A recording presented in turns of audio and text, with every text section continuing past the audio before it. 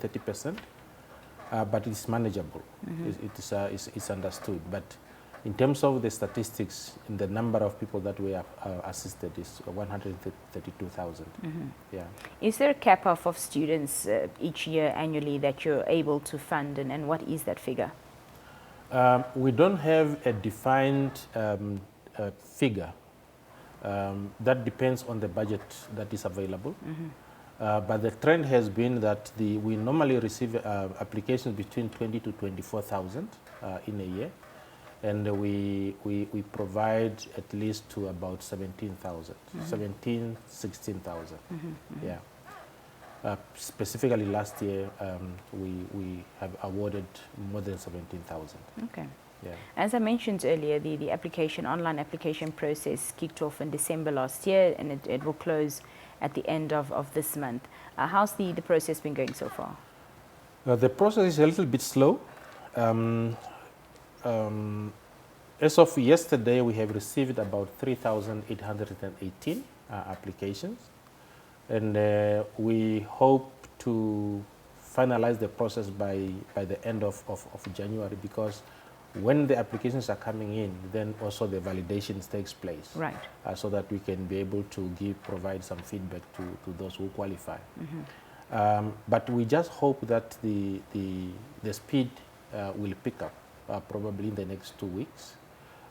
Perhaps maybe the delay is caused by the delay release of the results of grade 11 and grade 12 results, and also probably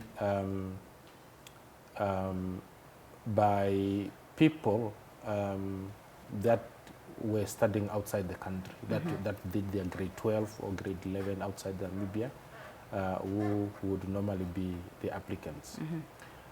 So what we are appealing to the nation is that they must use this opportunity now. We appeal to all our stakeholders, the parents, the guardians, the students, the applicants, and also the student union, that they should definitely now inform the members or the students, the prospective students, to apply and before the 31st of January. There has been a trend, especially from the student union, that when it comes to the closing date, then they will request us to extend. Right. So we need to basically to avoid that, because the moment you extend it, then you are also delaying now the finalization of the whole process. And if you don't finalize on time, obviously you will then impact now the registration at the institutions of higher learning, because we need really to finalize by the end of this month, so that people can register in Feb. Talk to us about the supporting documents that are needed for this online application. Maybe before the supporting documents, let's look at some criteria that are required, which are very, very critical. And I feel that if people can adhere to those, then we won't have problems of back and forth in terms of inquiries and so on. Right. For example, for you to qualify, your parental income, combined income, must be 500,000 or less. So the threshold is 500,000. Okay. So if you are the one working, if you are an employed applicant, then the threshold for yourself is 300,000. Okay. So if you go beyond those two figures, then there's no need for you to basically to apply. And also your indebtedness to NSFAF should not exceed 350,000. So meaning that if you were already funded by NSFAF and now maybe your debt is standing at 300,000, so if you apply now, we can only give you additional 50,000. Right. Not more than that. Okay. Yeah. So then, in terms of the documentations, you need now the birth certificate. It must be certified and must be a full birth certificate, so that we can be able to see your mother, your father, and everybody. Plus, on top of that, then you also need to provide your certified copy of your ID, certified copies of your parents' IDs, mother and the father, and if they are deceased, obviously the death certificate should be attached, and then the rest are just additional information, like for example now the pay slips, either for yourself or for the father and the mother, so that we can determine now your parental income, right, and we'll be able to make a decision. And then of course the qualification. If you're applying for TVET, obviously grade 10, and you should have at least 20 points in 6 subjects for TVET. And if it is for undergraduate, you need to have either grade 11 or grade 12. And you should have at least 25 points in 5 subjects, including English. Alternatively, you can also be admitted for undergraduate if you have 22 points plus a diploma at NQF level 6. So you can still be accommodated. You mentioned student debt earlier, and we know that you've been trying to recover funds for quite a while. So talk to us about some of the strategies that you've implemented in an effort to recover these funds owed to NSFAF, and how much you've managed to get back so far. Yeah. Again, maybe we can just take the 10 years, 2013 to date. We managed to recover about 55.5 million.